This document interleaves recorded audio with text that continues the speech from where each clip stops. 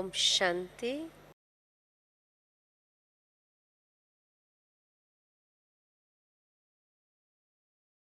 बाबा ने हर एक बच्चे को विशेष रूप से चुना है और चुनकर अपना बनाया है। जरूर बाबा के पास हर एक बच्चे के लिए एक विशेष प्लानिंग है, जिस प्लानिंग के कारण बाबा ने चुना है। तो ये तो बाबा की महानता है,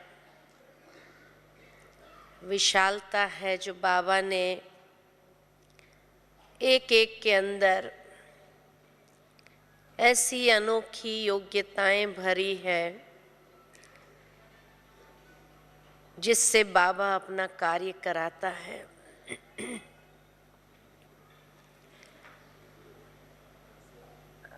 आज का जो विषय है हमारा, एवर रेडी बनने का भावार्थ क्या है। बाबा हम बच्चों को पिछले सीजन से लेकर के बार बार ये श्रीमत देते रहे कि बच्चे अचानक के खेल में एवर रेडी रहना है। कभी भी कुछ भी हो सकता है और उसके लिए एवर रेडी बनना बहुत ज़रूरी है। इस सीज़न में बाबा ने शुरू में कहा कि बाबा जब बच्चों को देखता है तो बाबा जानता है कि हर बच्चा रेडी है, परंतु एवर रेडी नहीं है। रेडी है और एवर रेडी नहीं है,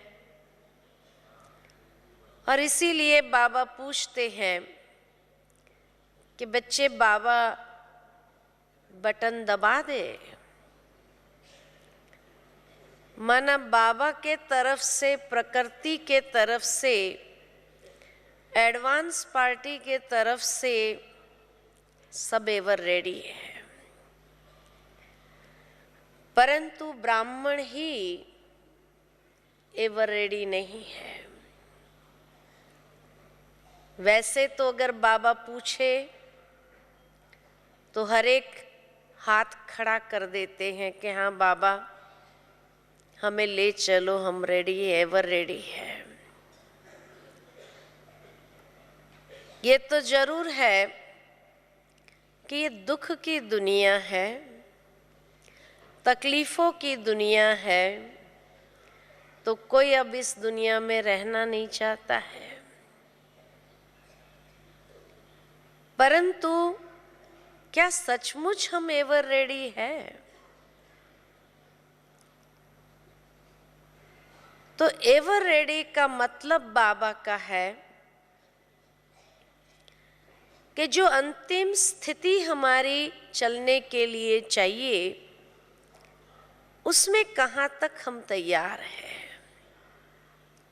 अंतिम स्थिति है नष्ट मोहा स्मृतिर्लब्धा,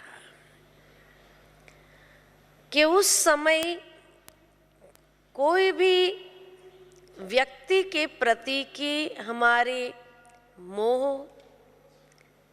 या कोई चीज वस्तु के साथ भी हमारा अट्रैक्शन, अटैचमेंट न हो। सब तरफ से लंगर उठा हुआ हो, डिटैच्ड हो।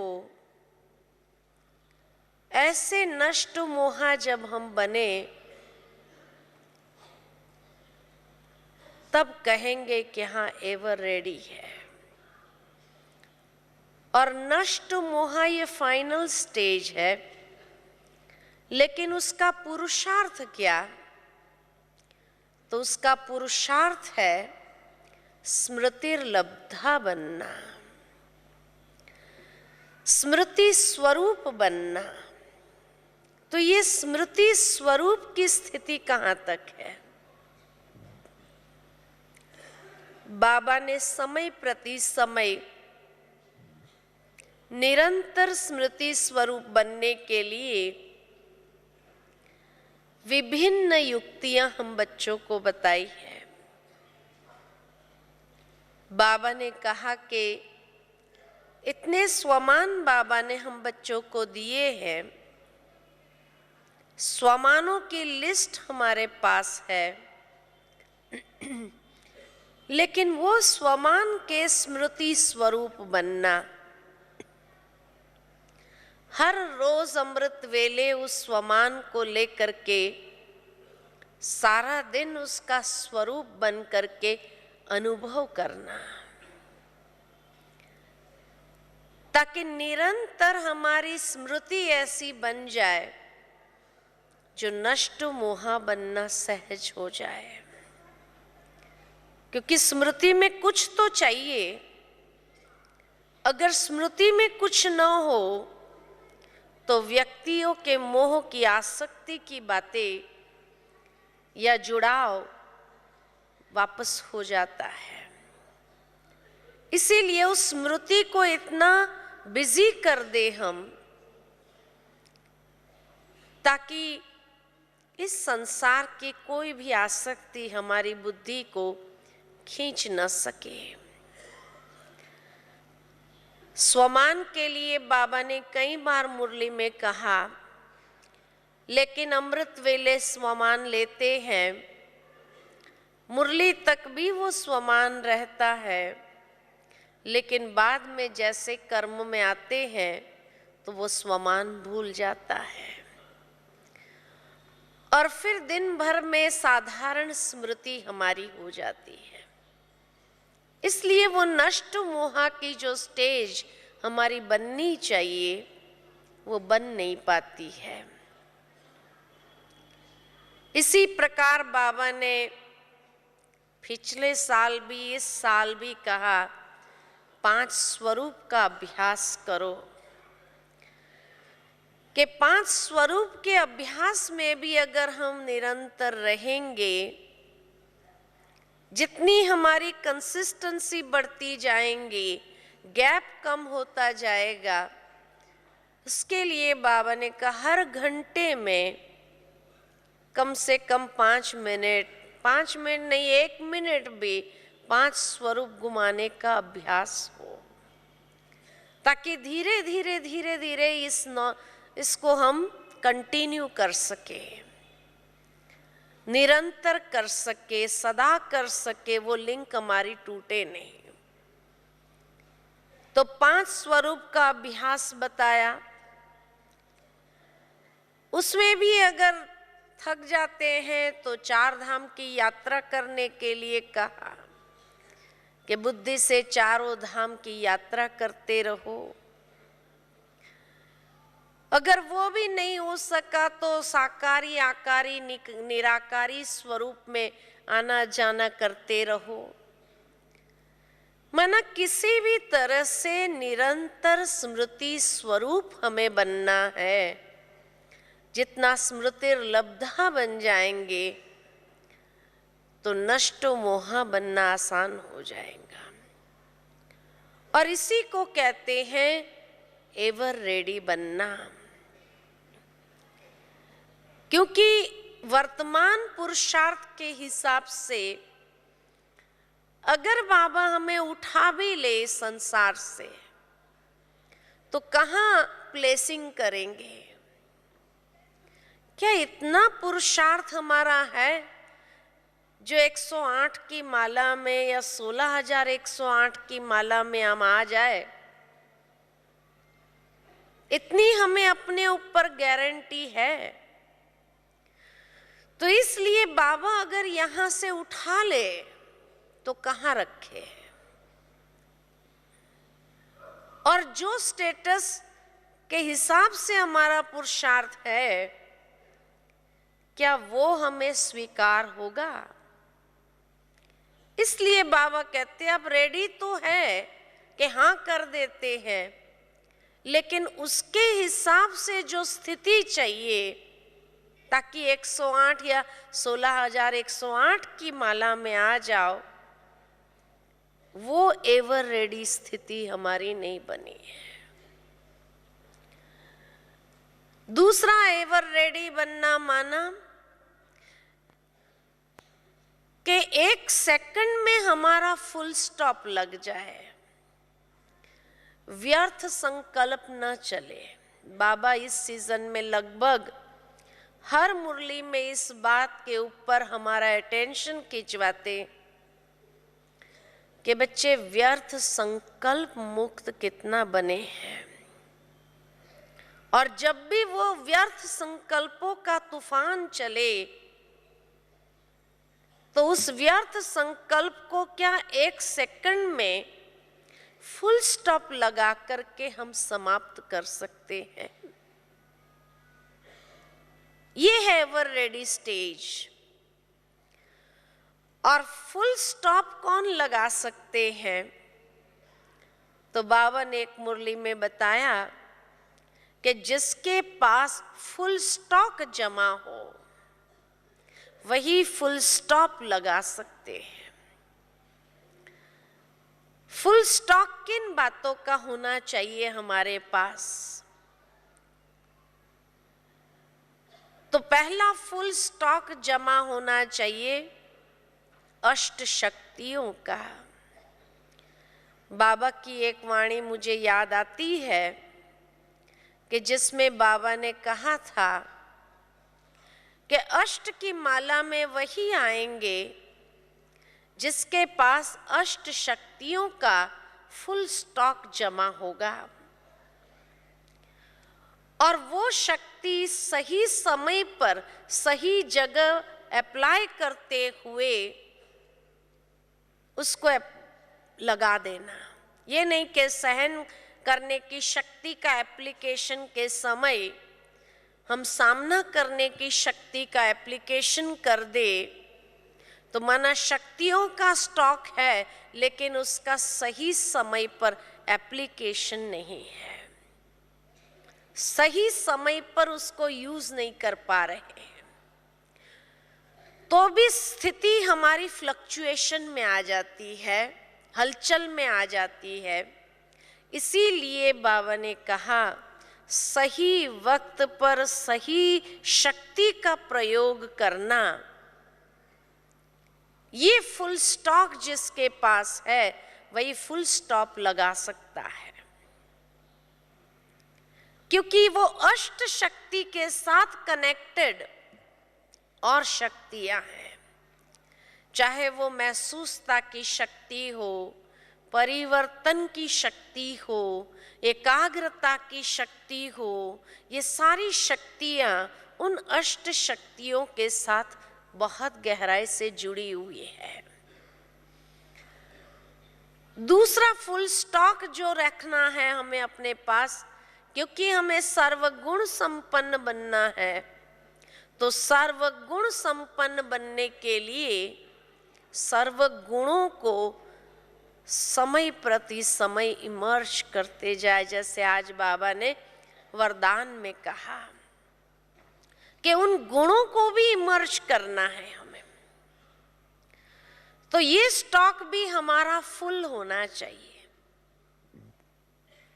तीसरा स्टॉक जो बाबा ने कहा कि ज्ञान की हर पॉइंट के अनुभवी जो होगा वही पॉइंट लगा सकता है। तो ज्ञान के हर पॉइंट के अनुभवी कैसे बनेंगे? क्योंकि बाबा को अनुभवी बच्चे चाहिए, अनुभव की अथॉरिटी वाले बच्चे चाहिए। अब कई बार कई लोग कहते हैं हमें तो अनुभव होता ही नहीं है, तो अनुभव का आधार क्या? अनुभव का आधार है प्रयोग, एक्सपीरियंस का आधार है एक्सपेरिमेंट। जितना हम एक्सपेरिमेंट्स करते जाएंगे ज्ञान के विभिन्न पॉइंट्स का, दिन भर में समय प्रति समय कोई समस्या आई, कोई परिस्थिति आई, कोई बात हुई, और उस समय हम उस पॉइंट का प्रयोग करें। तो जो प्रयोग करना जानता है उसको ही अनुभव प्राप्त होते हैं। एक्सपेरिमेंट करते हैं उसको रिजल्ट मिलती है, एक्सपीरियंस होता है। देखो प्रैक्टिकल दुनिया के अंदर जो विज्ञान के स्टूडेंट्स होते हैं तो थियरी भी होती है और प्रैक्टिकल भी होता है। थियरी हमारी रोज सुबह की मुरली है कि जिसमें बाबा हमें सारा थियरी बताते हैं, हर बात की थियरी बताते हैं, चाहे वो कर्म की गुह्य गति की थियरी हो, चाहे वो काल चक्र की गुह्य गति की थियरी हो, चाहे आत्मा के नॉलेज के गुह्य गति की थियरी हो, ये सारी थियरी बाबा ने हम बच्चों को बता दी। लेकिन थियरी से काम नहीं चलेगा, क्योंकि थियरी के मार्क्स कितने होते हैं और प्रैक्टिकल के मार्क्स कितने होते हैं।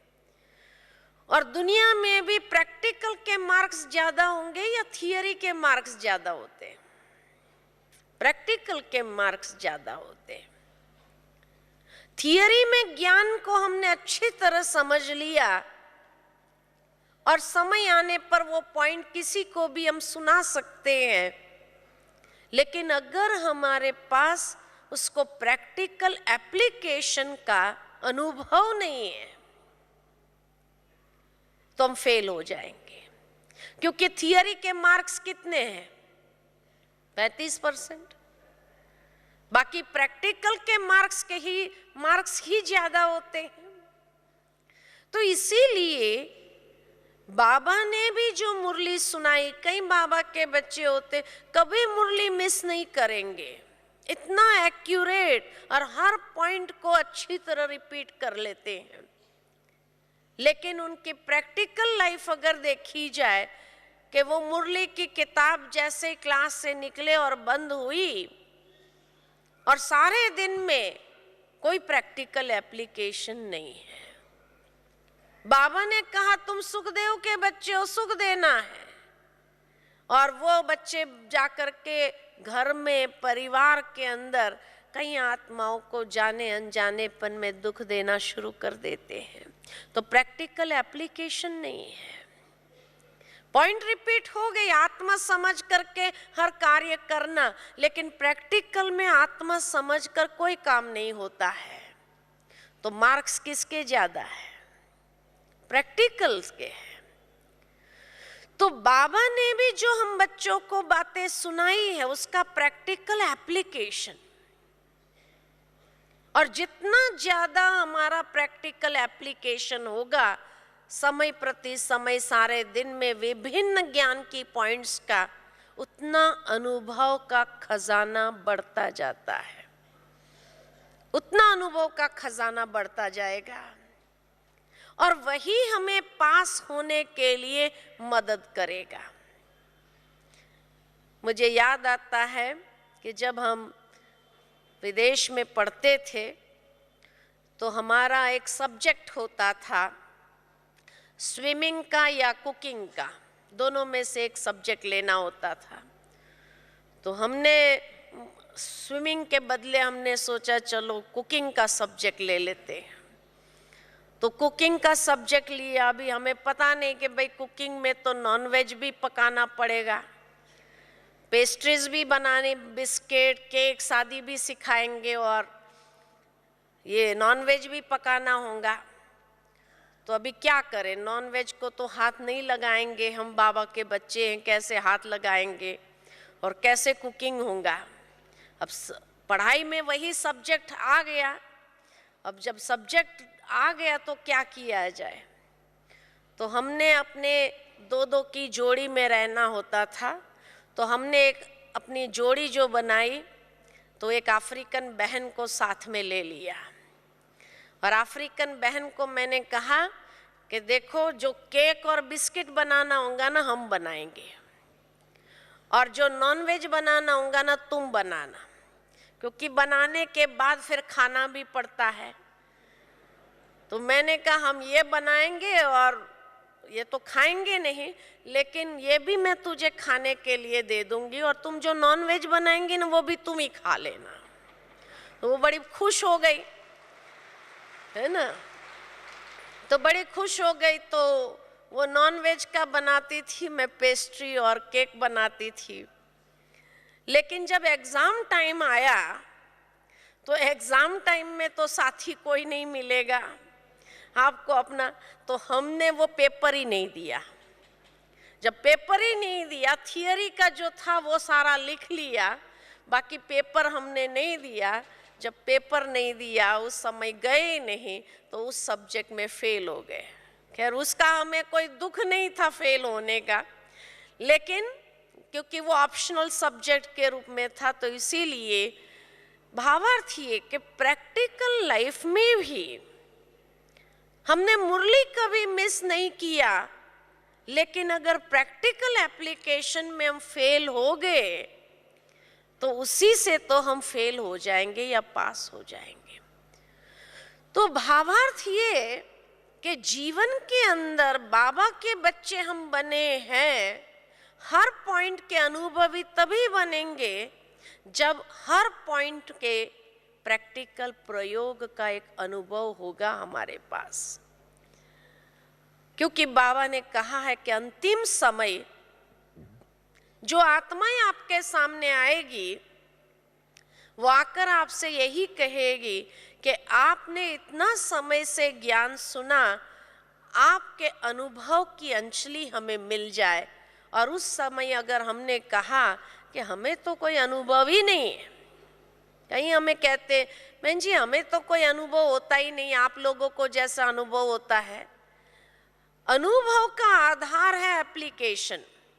इसका मतलब कि अनुभव नहीं हो रहा है माना एप्लीकेशन भी नहीं है, तो वो तो फेल हो जाएंगे ना। तो इसलिए बाबा कहते हैं कि इसका अप्लाई करेंगे तो आपको फुल स्टॉप लगाना सहज हो जाएगा, क्योंकि आपके पास उसका अनुभव है। और अंतिम समय वही आत्माएं आपके पास, इतनी परेशान आत्माएं कि हमें 1 सेकंड में फुल स्टॉप कैसे लगाना होता है, आप अपने अनुभव के आधार से हमें बताओ, और तब हमें ये कहना न पड़े कि हमें तो मालूम नहीं है, हमें अनुभव नहीं इस बात का। हाँ इतना पता है कि ऐसा होता है, लेकिन कैसे होता है ये अनुभव नहीं है।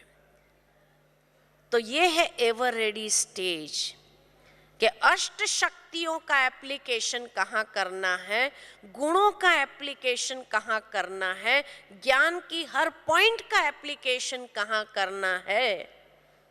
ये अनुभव हमारा बनने लगा, अनुभवी मूर्त अगर हम हो गए इसमें, तो उसको कहेंगे कि हाँ एवर रेडी, ताकि व्यर्थ संकल्प चलने की मार्जिन ही ना हो। 1 सेकंड में फुल स्टॉप लगाया और आगे बढ़े, 1 सेकंड में फुल स्टॉप लगाया आगे बढ़ेंगे। क्योंकि आने वाले समय में परिस्थितियां बढ़ने वाली है, समस्याएं बढ़ने वाली है, तनाव के कारण बढ़ने वाले हैं, तो उस समय के लिए हमारे पास ये अनुभव की अथॉरिटी बनना बहुत जरूरी है। तो जो अनुभवी होंगे वो पास हो जाएंगे, जिसके पास अनुभवी नहीं होगा वो फेल हो जाएंगे। तो थियरी के साथ साथ प्रैक्टिकल दोनों को बैलेंस करते हुए चलना है। तीसरा बाबा ने कहा एवर रेडी माना क्या, तो मुरलियों में बाबा ने इस बात को बहुत अच्छी तरह से स्ट्रेस किया है कि बच्चे कारण नहीं निवारण स्वरूप बनो। बाबा जानते हैं कि कारण बहुत है, लेकिन हर कारण का एक निवारण भी है, ये भी बाबा जानते हैं। और इसलिए बाबा ने बहुत स्पष्ट कर दिया कि बच्चे बाबा कारण सुनना नहीं चाहता है। बाबा जानता है कारण है, कारण सुनना नहीं चाहता है, अब बाबा निवारण स्वरूप देखना चाहता है, क्योंकि हर चीज का एक निवारण भी है। लेकिन क्योंकि हमें बचपन से कहो या भक्ति से अनुभव हो गया है, ये प्रैक्टिस हो गई है कि कोई भी बात होती है तो हम कारण देना शुरू कर देते हैं, और वो कारण बताने के लिए बुद्धि इतनी फास्ट चलती है कि 10 कारण हमारे सामने तैयार हो जाएंगे। ये कार्य क्यों नहीं हुआ तो उसके 10 कारण होंगे हमारे पास, लेकिन बुद्धि इतनी फास्ट चले कि 10 निवारण निकाल दे, इतनी पॉजिटिव स्टेट ऑफ माइंड हो जाए, तब कहेंगे एवर रेडी। क्योंकि अंतिम पेपर जो आएगा उस समय अगर कारणों में फंस गए तो निवारण स्वरूप नहीं बनेंगे। लेकिन बाबा जो देखना चाहता है, हमारा निवारण स्वरूप देखना चाहता है। तो इसलिए बाबा कहे कारणों को याद करने की जितनी प्रैक्टिस हो गई है, उतना ही फास्ट दिमाग उस तरफ चले कि निवारण क्या उसका। मिसाल के तौर में जैसे बाबा ने, जैसे कभी सेंटर पर जाते हैं और बहनों ने कोई सेवा बताई, और जो सेवा बताई हमने कह दिया हाँ कर लेंगे, हम पूरा करेंगे, परंतु वो सेवा करना हम भूल गए। वो बात घर में जाने के बाद कई झंझट, कई बातें आ गई जिसमें वो बात भूल गए, नहीं हुई, वो सेवा कर नहीं पाए। अब दूसरे दिन जैसे सेंटर पर जाना शुरू किया तो रास्ते में याद आया, अरे वो सेवा तो किया ही नहीं है। अब बहन जी तो पूछेगी, अब पूछेंगे तो चलो ये कारण बता देंगे, वो कारण बता दे, 10 बातें हम सोचना चालू कर देते हैं और 10 कारण हमारे पास रेडी हो जाते हैं। और जैसे ही सेंटर पर गए, बहन जी ने पूछा तो हमने वो कारण बताना शुरू कर दिया। बहन जी 1-2 कारण सुनने के बाद समझ जाती है तो कहती है अच्छा कोई बात नहीं, और जैसे ही कहा कोई बात नहीं तो हम अपने आप को इतना सेफ महसूस करते हैं कि चलो सुरक्षित हो गए। बहन जी ने कोई डांट नहीं लगाई, कुछ नहीं किया, हम बहुत सेफ माना, हमारे कारण एक्सेप्टेड हो गए। तो वो कारण देख करके जो हमने अपनी स्थिति हलचल में न आए उसको प्रोटेक्ट तो कर लिया, उसको तो सुरक्षित कर लिया, लेकिन जो कारण हुआ, चाहे वो सेवा न कर पाए, उसके लिए जो कारण था, तो वो कारण कहीं न कहीं कोई न कोई कमजोरी से कनेक्टेड था। क्योंकि वो कमजोरी जैसे आई तब वो सेवा हम नहीं कर पाए, तो इसलिए वो कमजोरी बीच में आ गई। तो कारण देख करके हमने अपनी स्थिति को सुरक्षित कर लिया, लेकिन उस कमजोरी को पोषण दे दिया। और जब वो कमजोरी को पोषण मिल गया तो वो कमजोरी वृद्धि को पाएगी या खत्म होगी?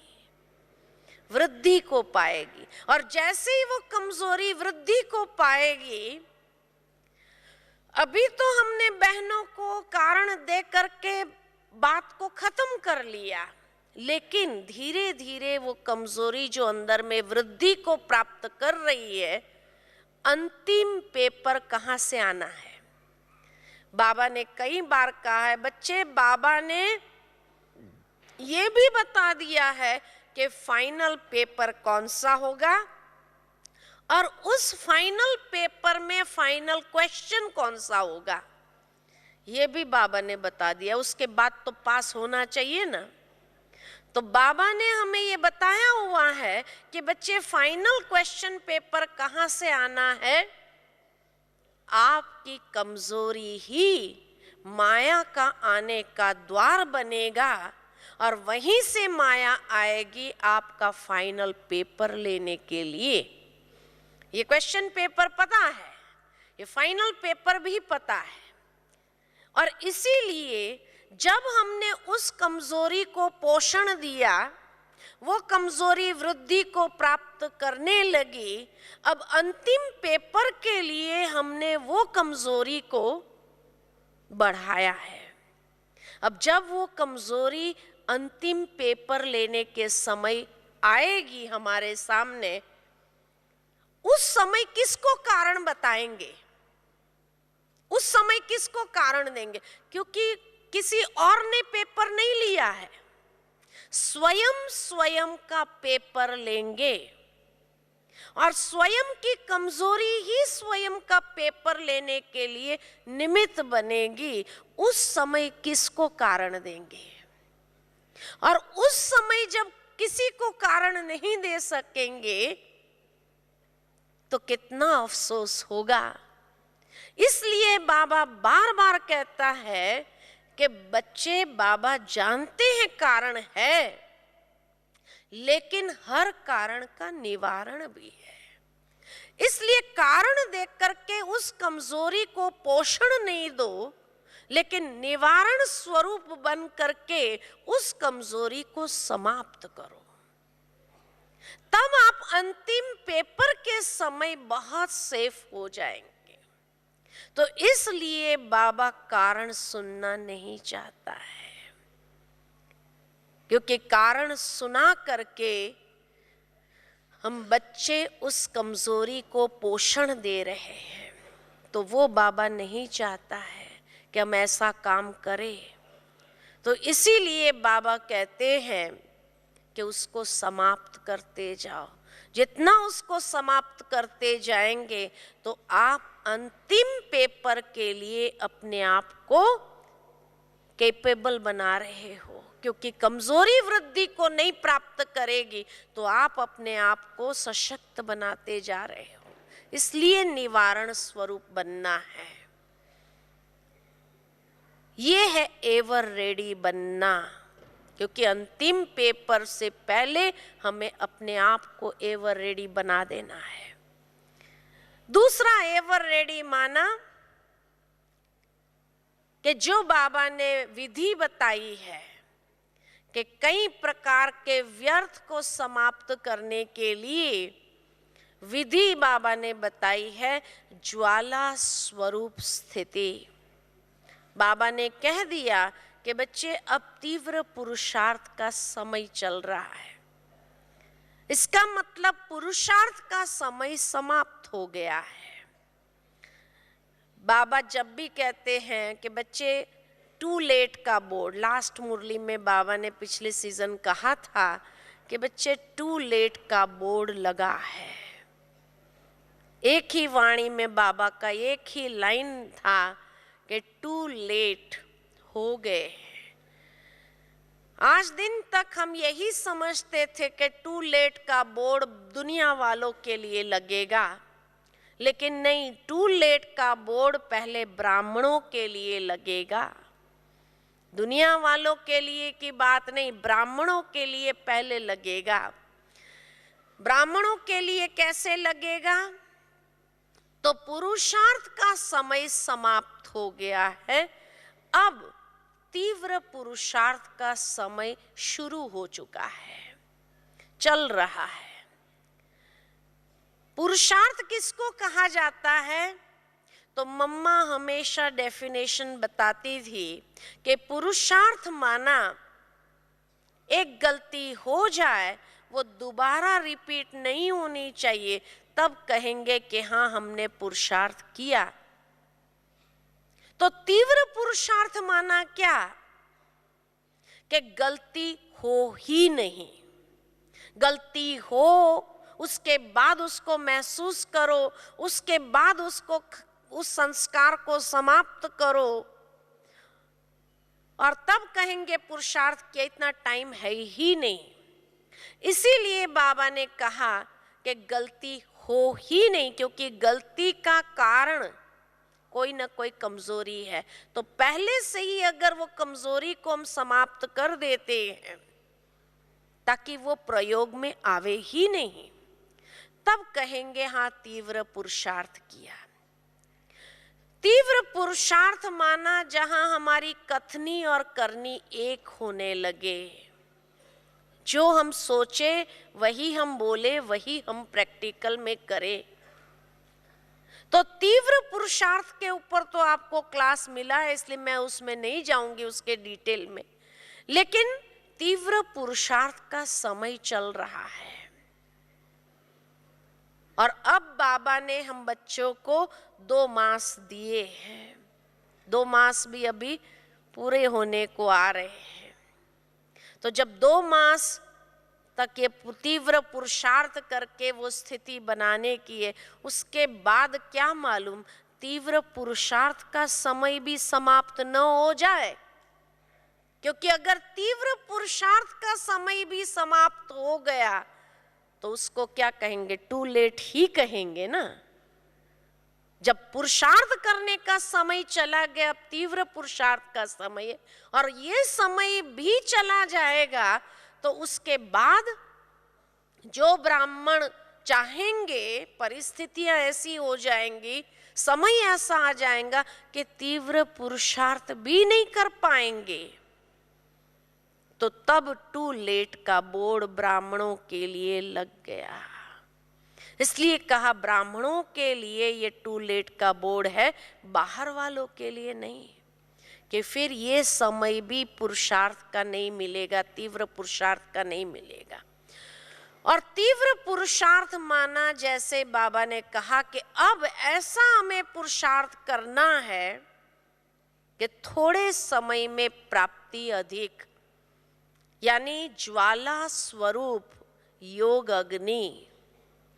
तो ज्वाला स्वरूप योग अग्नि ये तीव्र पुरुषार्थ है। ये पुरुषार्थ को इतनी तीव्र गति दे देगा कि जिससे 2 महीने के अंदर हम अपनी स्थिति एवर रेडी बना सकेंगे।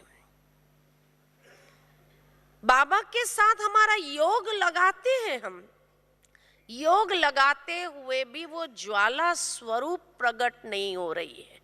क्यों नहीं प्रकट हो रही है? तो जैसे हम कोर्स में लोगों को ये लेसन योग का जब कराते थे तो उस समय बताते थे कि भाई ज्वाला अगर प्रकटानी है तो जैसे सूर्य की किरणों को एकाग्र करो कॉन्वेक्स लेंस से, तो नीचे कागज रखा हुआ जलने लगता है। तो इसी तरह बाबा सूर्य है और ये ज्वाला स्वरूप योग का जो साधन है उससे हमें अपनी स्थिति में ये ज्वाला को प्रकट करना है, लेकिन ये ज्वाला प्रकट ही नहीं हो रही है। जैसे ठंडी के दिनों में अगर प्रैक्टिकल देखा जाए कि सूर्य के सामने खड़े हो जाओ ना तो भी ठंडी लगती रहती है। वो सूर्य में भी जैसे दम ही नहीं है कि जो गर्माइश हमें दे सके। अब बाबा तो फुल सर्वशक्तिमान है, लेकिन फिर भी हमारी योग के अंदर वो ज्वाला क्यों नहीं प्रकट हो रही है? क्यों? जैसे ठंडी के समय सूर्य तो वही है जो गर्मी के समय होता है, सूर्य में तो कोई उसके प्रकाश में या शक्ति में अंतर नहीं आया है। लेकिन जब बादल आ जाते हैं तो बीच में बादल आ जाने के कारण वो गर्माइश हम तक पहुंचती नहीं है और इसीलिए अंदर से ठंडी जैसे लगती ही रहती है। ठीक इसी तरह बाबा तो वही है सर्वशक्तिमान, लेकिन उसकी शक्ति लेने के लिए, वो ज्वाला रूप को प्रगटाने के लिए अगर बीच में भी व्यर्थ संकल्पों का बादल आने लगे तो वो ज्वाला को प्रकट होने नहीं दे रहे हैं। व्यर्थ संकल्प, इसीलिए बाबा बार बार कहते हैं बच्चे व्यर्थ संकल्पों को समाप्त करो, क्योंकि व्यर्थ संकल्प जब समाप्त होंगे तो ये ज्वाला प्रकट होगी। ये बादल को समाप्त कर देना है, उसको हमें दूर कर देना है। या जैसे कहा वो कॉन्वेक्स लेंस तो है, लेकिन अगर कॉन्वेक्स लेंस के ऊपर एक अगर धूल की परत अगर आ जाए, इतना धूल अगर उस लेंस के ऊपर हो तो नीचे कागज रखा हुआ वो जलेगा ही नहीं। ठीक इसी तरह ज्वाला क्यों नहीं प्रकट हो रही है? क्योंकि व्यर्थ संकल्प का बादल, कंफ्यूजन का बादल इतना अधिक है, द्वंद्व का बादल इतना अधिक हो गया है कि वो प्रकाश को अंदर में, शक्ति को जैसे अंदर में खींचने नहीं दे रहा, इसीलिए वो ज्वाला प्रकट नहीं हो रही है। तो तीव्र पुरुषार्थ माना ये व्यर्थ संकल्पों के बादलों को हटा देना है और ज्वाला स्वरूप योग को प्रकट करना है। ज्वाला स्वरूप अगर हमारा योग होगा तब जाकर के तीव्र पुरुषार्थ, और तब 2 महीने के अंदर हम अपनी स्थिति जैसी बाबा चाहते हैं वो एवर रेडी अपने आप को बना सकेंगे। नहीं तो एवर रेडी बनना मुश्किल हो जाएगा। 5वीं बात के एवर रेडी बनना माना सारे जमा के खाते हमारे ठीक हो। जैसे कहीं बाहर गांव जाना होता है, मधुबन आना होता है और कोई पूछते हैं चलेंगे मधुबन, हम कहेंगे हाँ हम चलेंगे। लेकिन मधुबन तक आने के लिए अगर भाड़े का पैसा निकालने जितना भी हमारे पास जमा न हो तो कैसे मधुबन तक भी पहुंचेंगे। यहाँ तो फिर भी कोई टिकट निकाल करके दे देंगे और हम पहुंच जाएंगे, लेकिन जब यहाँ से जाना है और इतना जमा का खाता है नहीं हमारे पास जो सतयुग त्रेता तक चला सके, द्वापर कलयुग में चला सके, तो कैसे हम रेडी हुए? किसको एवर रेडी कहेंगे? तो इसके लिए 3 जमा के खाते हमेशा बाबा बताते हैं कि 3 जमा के खाते हमारे भरपूर होने चाहिए। कौन से 3 जमा के खाते भरपूर होने चाहिए?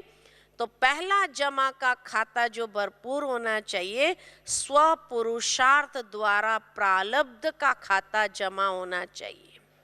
स्व पुरुषार्थ यानी अमृत वेले से रात्रि तक श्रीमत पर के आधार पर हमारा हर मन वचन कर्म कितना रहा, अमृत वेले से रात्रि तक वो स्व पुरुषार्थ हो जाएंगे, जो प्रारब्ध यानी सतयुग त्रेता का प्रारब्ध निश्चित करेगा, हर जन्म को फाइनल करेगा कि हम किस स्टेज में कहाँ जन्म लेंगे और कौन से स्टेटस पर हम रहेंगे।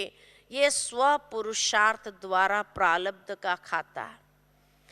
दूसरा खाता जो बाबा कहते सेवा द्वारा पुण्य का खाता जमा करना है।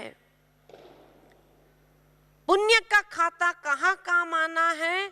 द्वापर कलयुग में पुण्य का खाता काम आएगा, और इसीलिए वहां तो अगर थोड़ा बहुत कम होगा तो भी द्वापर में दान पुण्य करके पुण्य कमा लेंगे।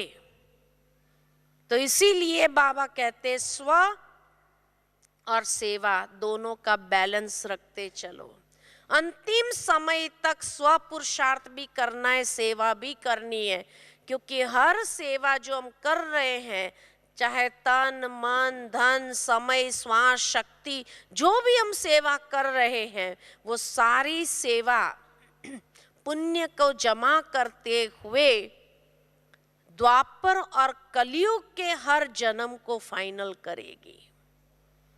आज हम प्रैक्टिकल अगर देखें कि ये कलयुग का अंतिम जन्म जो है हमारा, अंतिम जन्म कितना अच्छा है, अच्छा है कि नहीं है? दुनिया के हिसाब से किस हिसाब से अच्छा है हमारा अंतिम जन्म?